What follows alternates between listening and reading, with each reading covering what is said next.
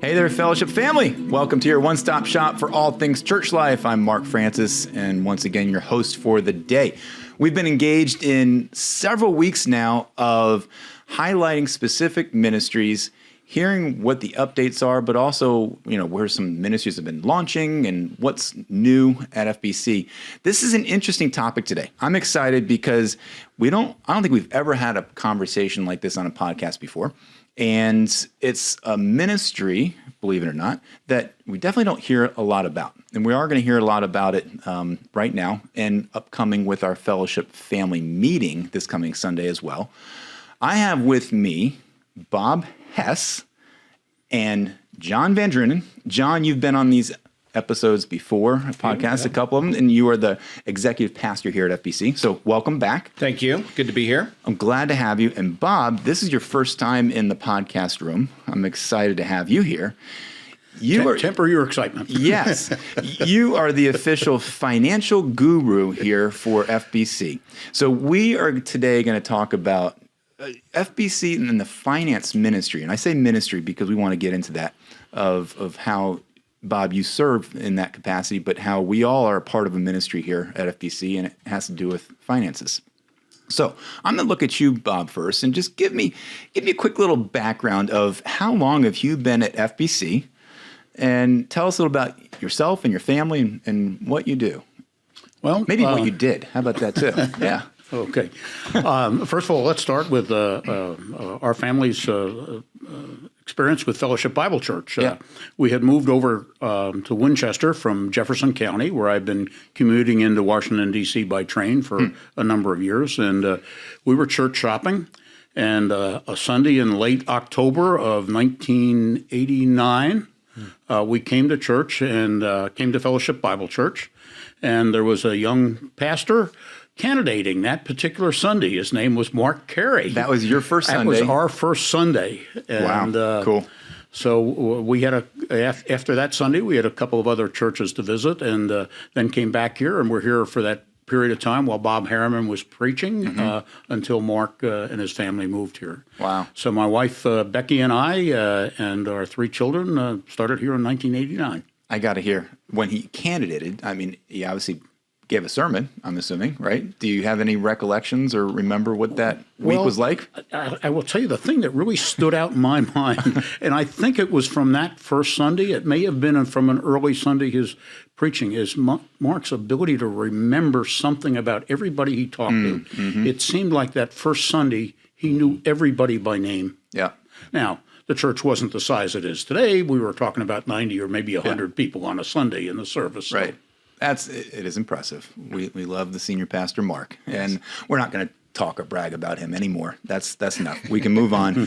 John, you give him grief, I'm sure, plenty on a weekly basis. It's mutual. Yeah. So you're here to add to the conversation about finances just because of your role. And being executive pastor, you wear many hats. But just talk us through kind of where you work with Bob with this financial ministry. Yeah. So, and we'll talk a little bit about stewardship and segregation of duties and what do we mean by these things. But Bob and I both serve on the finance team. It's a group of folks that come together and kind of think through this. How are we processing? How are we handling different financial elements and keeping an eye on the big picture? Now, Bob handles a lot of the giving. Bob and that giving team handles all the giving information. And that information is kept within the confines of that giving team. And so they're really handling the incoming side of gifts and receipts that we receive. And that's handled in a confidential manner so that only that giving team, not elders, not pastors, not other staff, have access to that information. That's a cool little nugget that I don't think people realize. I agree. I agree. Anonymity of that component of it is done in a respectful way, but also just a way that is not going to muddy the waters of pastors and elders and church leadership of who's giving and how you might cater to people in that way or not giving. Well, and I think it's biblical too. If I can just take a minute to go to 2 Corinthians 9. We're going to talk a little bit about 8 in a minute, but 2 Corinthians 9, I'll just start here at verse 6. The point is this: whoever sows sparingly will also reap sparingly, and whoever sows bountifully will also reap bountifully. Each one must give as he's decided in his heart, not reluctantly or under compulsion, for God loves a cheerful giver. And God is able to make all grace abound to you, so that having all sufficiency in all things at all times, you may abound in every good work. As it is written, He has distributed freely, He has given to the poor. His righteousness endures forever. And so one of the things, this passage highlights a number of things, but one of the things is that it's a matter of your heart and your relationship with God as to what you give. And the elders from early on, as far as I can remember back, Bob, you can correct me, that's been the policy, that the elders don't want to know who's giving what, because they certainly don't want to give treatment to anybody differently based on a giving decision. Yeah, I can certainly confirm that from the earliest days when I first started working handling, processing the contributions. Within the first year or two, when folks learned that my background was in credit unions, and which are basically financial cooperatives, and clearly it was understood from the beginning that information was kept very close to the vest. So you have a passion for numbers, I'm assuming. If that's your bent, and you're like, okay, I had a job in there, and now I'm serving here at the church doing this. Yes and no. I mentioned that my field was I was involved with credit unions and had been for a number of years before I first came to FBC, and I found that there were in credit unions we looked at it as much as a people movement as we did a financial movement, kind of a cooperative of people helping people. And so many of the things that I learned in credit unions turned out to be very applicable to the work that I ended up doing here at FBC as a volunteer. And it took me a while, but there was some point where I realized God had prepared me through my life work to be able to handle some of the responsibilities here at church. And yeah, and there's a call. When you feel that call, you're like, okay, this is my gift. I'm going to be able to serve in this capacity. How long have you been doing this for FBC? Well, it's been 31 years. Pretty much probably. right as soon as you started coming. Yeah. Jump right in. So, and a little known fact, Bob didn't just work in credit union. He headed up one of the largest credit unions and has been involved in that. And so we just appreciate the expertise that he's brought to the table over these 30 plus years. So. Yeah. Credit unions are not, they're not nonprofit, but they're not-for-profit organizations. So a lot of the applications from a numbers standpoint were really applicable in the FBC environment. Yeah. I want to come back to the passage you read a little bit, and the idea that, God loves a cheerful giver and not to be under compulsion. This idea of stewardship is a key word. This idea of tithing is another word. I feel like that there's some misconceptions out there, and even some teaching that might not be biblical, where there's this 10% concept of, we just have to do it this way, and there's this obligation.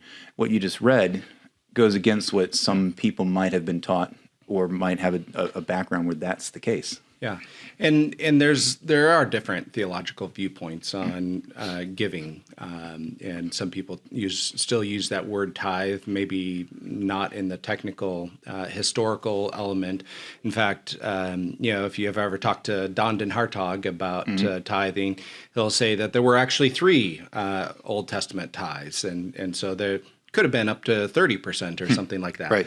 And so, it's really a matter of when it's a question, are we under law or are we under grace?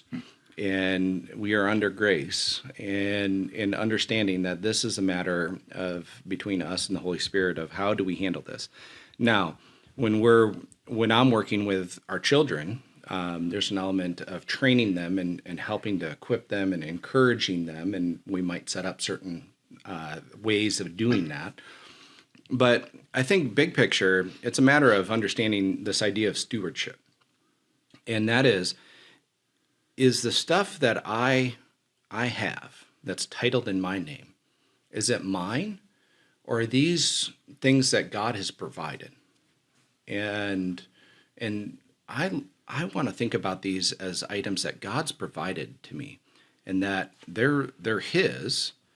I am a steward of these things. And so how am I going to mobilize these resources, these assets or finances or whatever it is for the glory of God? And do I hold on to them as I've done this, or is it God has allowed me to engage in this? So it's a matter of how are we growing in that understanding of our possessions, and are they really our possessions or are they God's? And Yeah, it's interesting to think of breaking it down to possessions when even Scripture says that our life is not even our own. Yes. And that we are dead, and our life is hidden with Christ in God in Colossians. Yes. So to break it down to where if it goes that level of our life is not ours, then our possessions certainly aren't, and the money in our bank accounts certainly aren't either. Right. And I think it's one of those things people need to understand. I'm not saying you give everything to the church by any means. It's a matter of how is the Lord encouraging you to mobilize these resources and to use them in ministry. It might be doing something and engaging in a ministry with your neighbors. Or it might be collaborating with Abacare, or the Rescue Mission, or any number of ways. And the church is one of those ways of ministry, but certainly not the only. John, to kind of follow up on that, I have a couple of examples in the years in working with the church's finances where clearly God has worked through people who have recognized that all that they do have belongs to God. And two events in particular stand out in my mind. One goes back, I don't know, probably 20, 25 years ago. At that point, the church would transfer 10% of general or undesignated giving to the missions program. And it came down from the elders at one point that they were going to change that from 10% to 20%.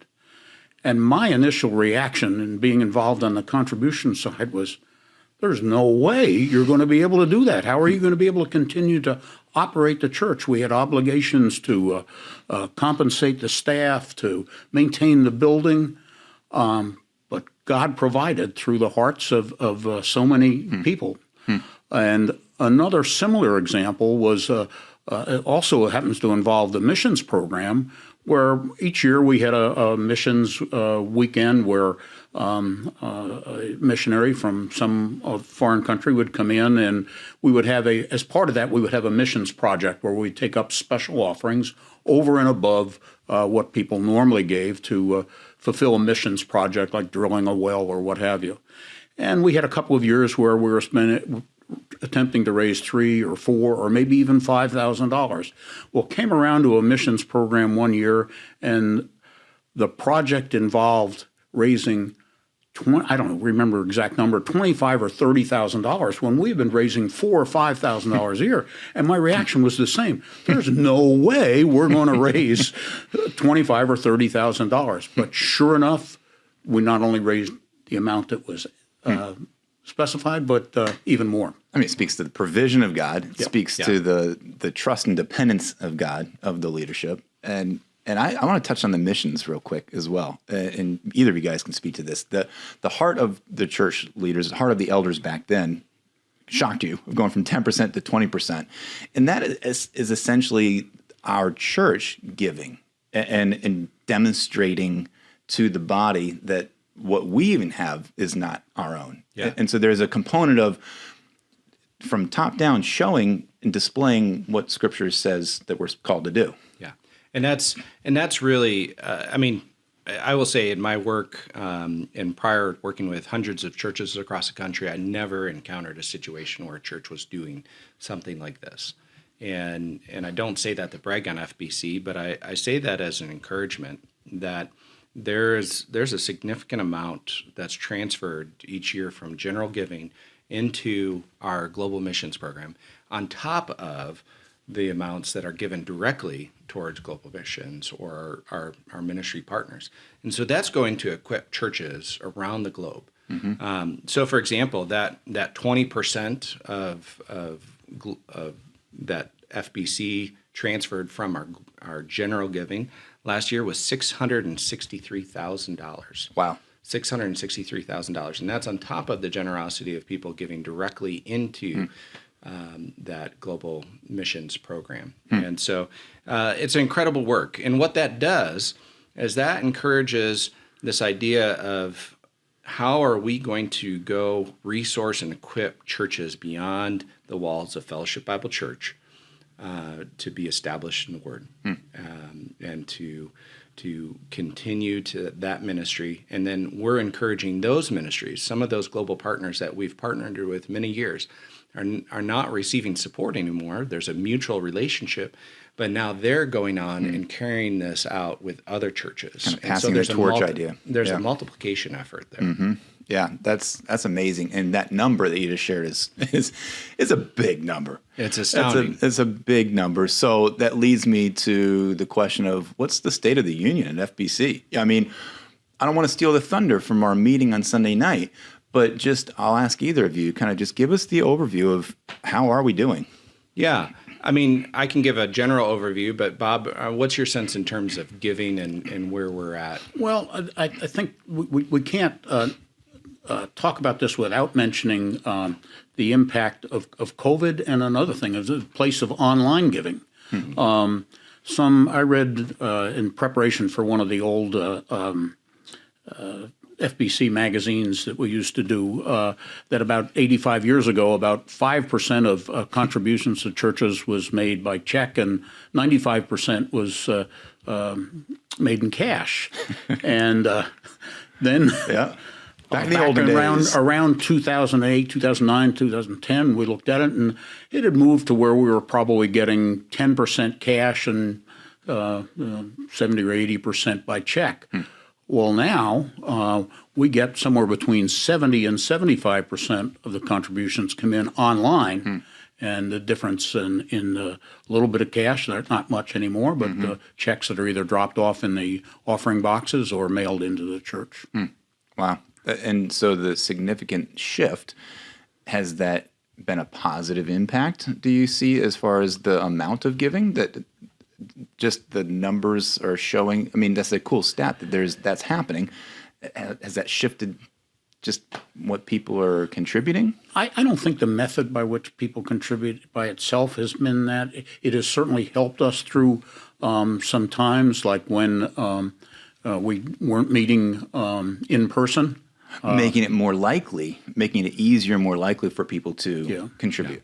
Yeah, and one thing instead we of an could notice in-person thing. back before online giving was a significant part of it. If we had canceled a service because of snow or during peak vacation times, we would notice a decline in the giving because people were conditioned to making that contribution as part of the worship service and dropping it in the offering plate.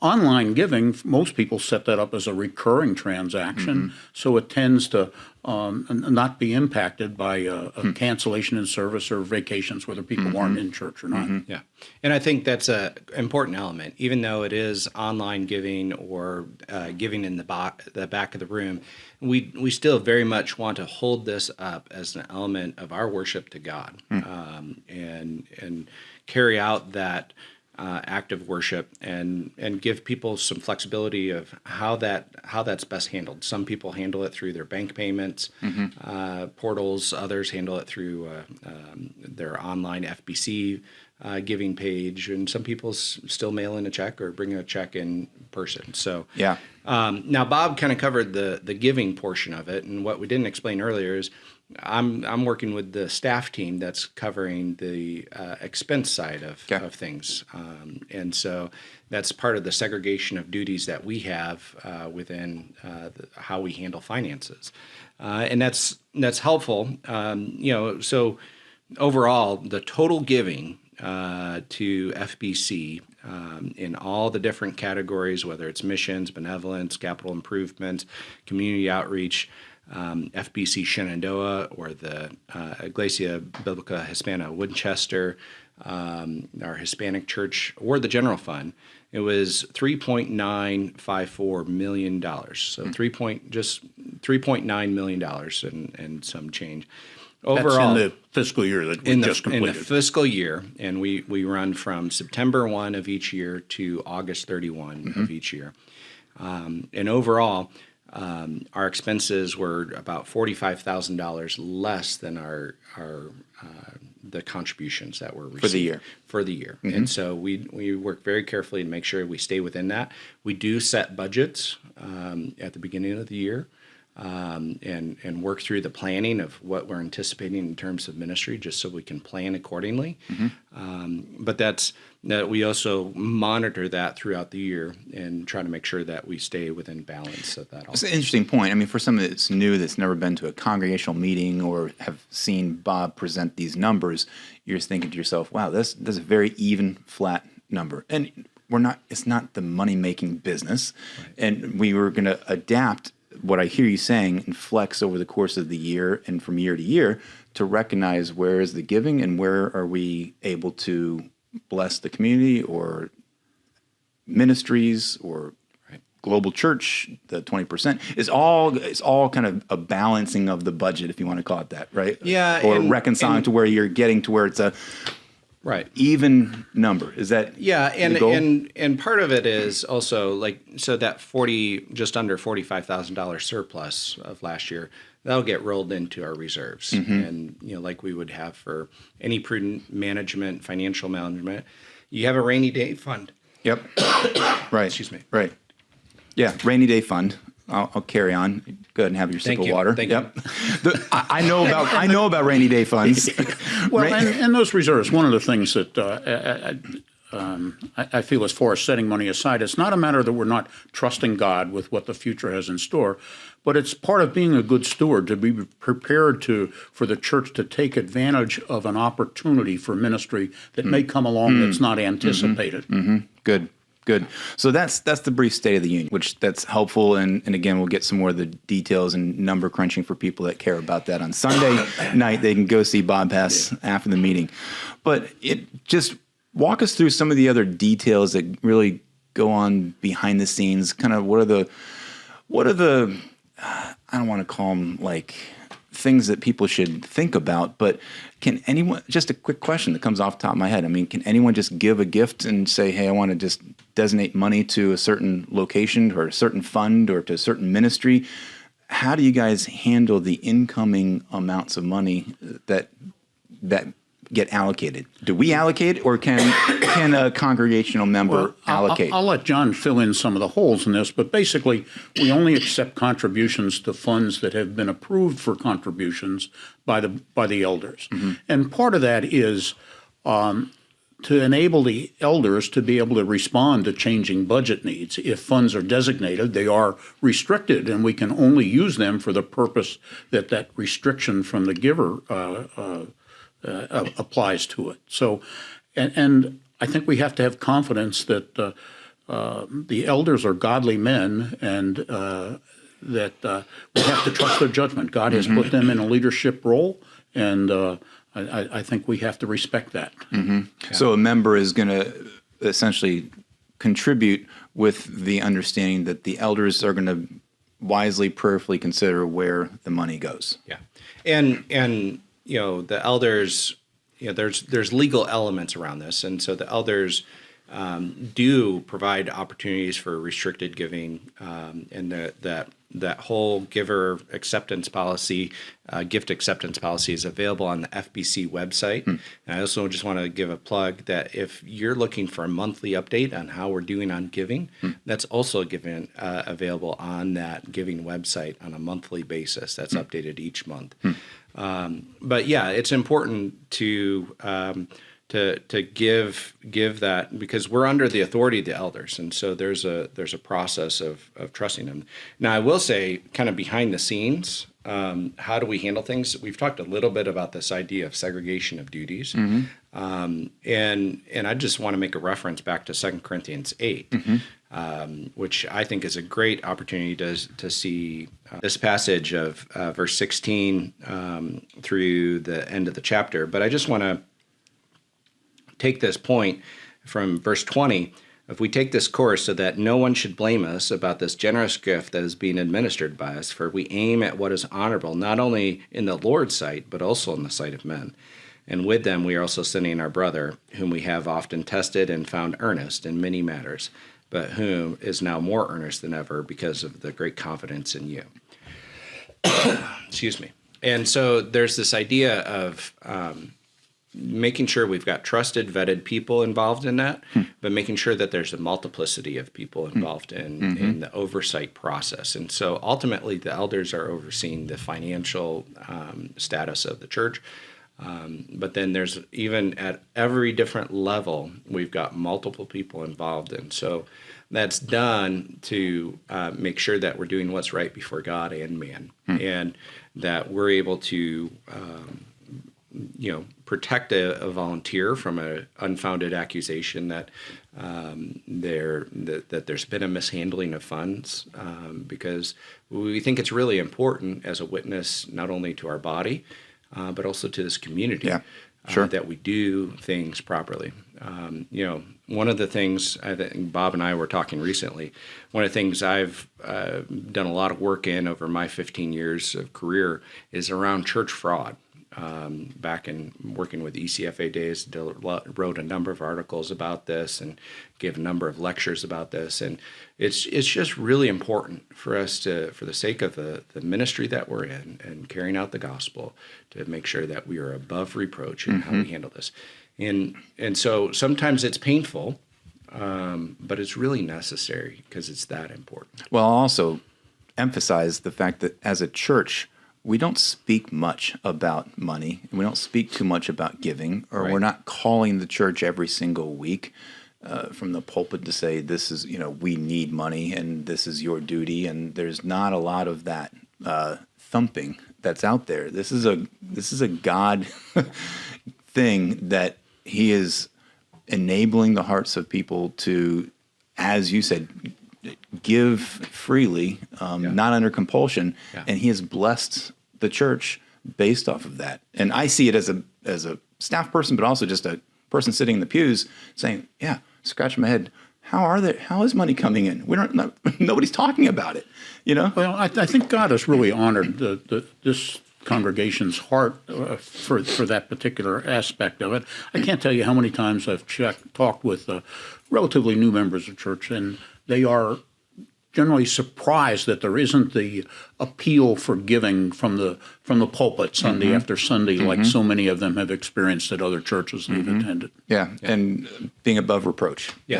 Well, and I think it's important to note that when there are major situations that come up, we've made those needs known to the congregation and left it between God and the congregation to meet those needs. 20 years ago, that was the changing for build lives. And that was the idea of adding this larger building here, and the whole campaign around that. Back in 2019, we made the need known about the HVAC needs on the building and the roofing needs. We've now navigated through those challenges. And we've continued to set aside funds for what's now an aging building. It's over 20 years old. And so, we're going to share some of the needs that are coming up, and leave it with the Lord and the hearts of his people, how to meet those needs. Yeah, that's great. I just want to wrap up our time here by just, if either of you guys can encourage the congregation, the people who are watching, the people who are listening.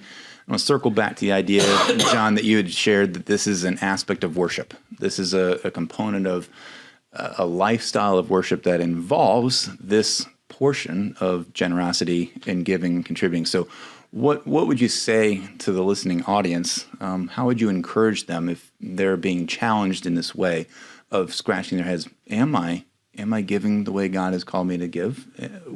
Let me, how can I reevaluate what I'm doing? What encouragement would you share with someone who's in that position right now? I'll go first. And again, sorry for the cough, but I would say in part are you experiencing joy in this? Because the Lord, lays it out clearly here in 2 Corinthians, but this idea of cheerful giving. And is there a joy about that, or does it feel like a duty or an obligation or a weight? Have you gotten to the point where you're experiencing joy in that? And then, if you're a parent, have you been able to find opportunities to pass that joy on from generation to generation? Because I think that's really important element of our parenting. Yeah, there's a real, and John and I talked about this recently, there's a real blessing that comes from giving. I know, and it isn't a matter that you're rewarded with more wealth or an easier path in life. I know there was a time early on in Becky's and my marriage where we probably weren't giving as much to the church. And this predates, by the way, FBC. God just laid it on our hearts that we weren't giving the way we should. And so we stepped up, and I can't tell you how much that impacted our lives and our marriage in a very positive way, and I think our children and our family and people around us. There's just a real blessing that comes from giving. Yeah, and I think and there's a trust element in that as well. That are you depending on yourself, or are you depending on God in this? And what are and we've been talking a lot about money in this, and I don't want to lose sight of this idea of time, treasure, and talents. Sure. And so there may be many ways that people are pouring into the life of this body beyond just finances, and I think it's really important that we recognize that as well. Yeah, the generous giving of time, treasure, talents. Love it. Well, you guys, this is an amazing conversation that hopefully is inspiring you guys watching and listening. And you're both a wealth of knowledge. So I'll encourage everybody who is watching, if you're watching this before Sunday night, come hunt them down. Hunt them down and ask them a question or two and see if you can stump the numbers guys here. That'd be great. And I'd say you can pick either of our brains at any time, because this is a topic that we're both really passionate about. Yeah, we can tell. We appreciate it, guys. And again, thanks for watching and listening here to our Fellowship Family podcast on a regular basis. Pass it on to your friends. Let others at FBC know this is where you're going to get really some deep and insightful conversations of what's happening here behind the scenes in ministries at FBC. So let us know what else you might want to hear from. Keep us posted on comments. And if you have stories to tell, we want to hear about them. You can always see things at fbcva.org/podcasts and watch us on any of those podcast platforms out there. So, Bob, John, thanks so much. Thanks for watching and listening. And guys, until we chat again, let's let Christ be the focus of our lives each and every day.